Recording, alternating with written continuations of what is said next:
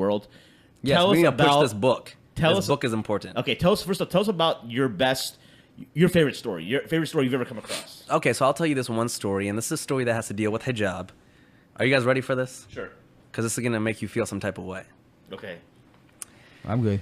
So in 1955, in Syria, there was a family of 5, a mother and a father and 3 daughters, who decided to flee the country, flee Syria, and head to America. Now, the father told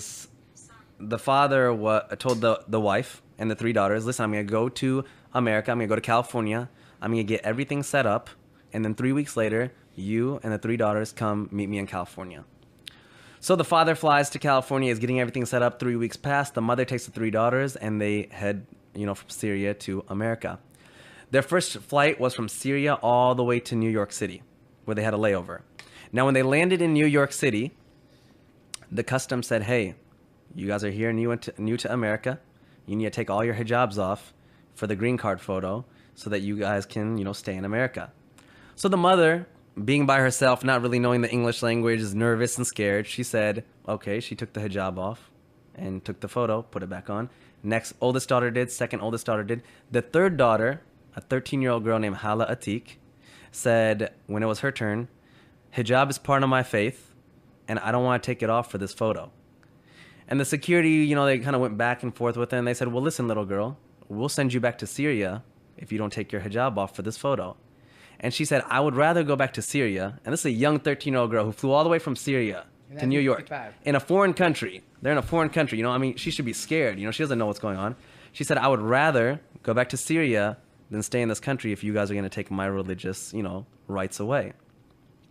Security came, management came. They put her in a back room. They made each older sister go to her separately and talk to her. They had the mother go talk to her. Then the 13-year-old girl said, I don't care who you bring back here. I will not take my hijab off for this green card photo. After 2.5 hours passed, the whole security's there, management's there, cops are there. They finally said, hey, little girl, you can keep your hijab on, you can take the photo. And I have the photo. It's a beautiful photo. It's a black and white photo. What year is this again? What was this? What 1955. Year? Wow. Now, the mom is super upset at this time because she's nervous. She's missing her husband. Syria to New York is not an easy flight.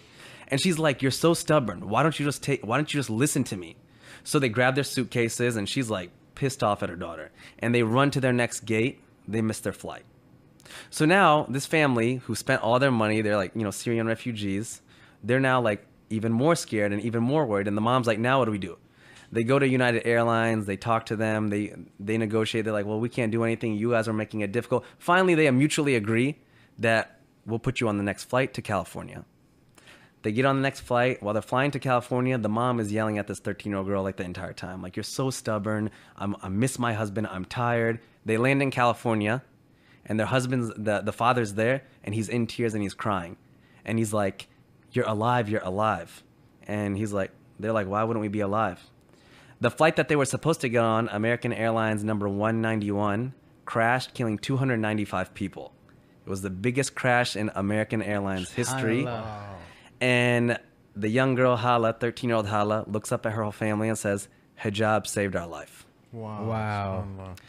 She was there in California. I'm having an event on September 8th. Hala was there. Hala's coming. She's now like, an old woman. She still wears hijab. I put this on my platform, Muslims of the World, about a year and a half ago.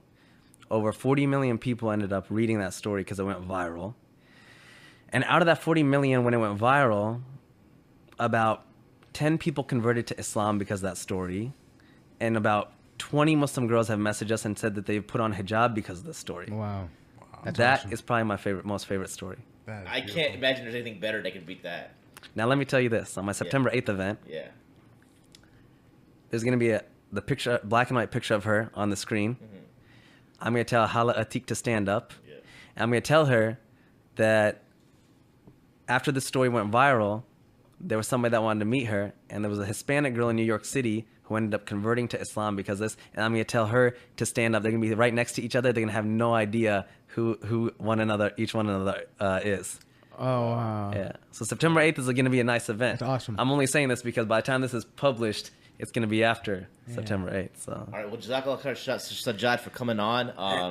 Appreciate a lot of the projects you're doing, a lot of great work. We look forward to certainly collaborating, meet and linking up again soon. I would say we say hook up. It's like I think you're still thinking about Minder right now.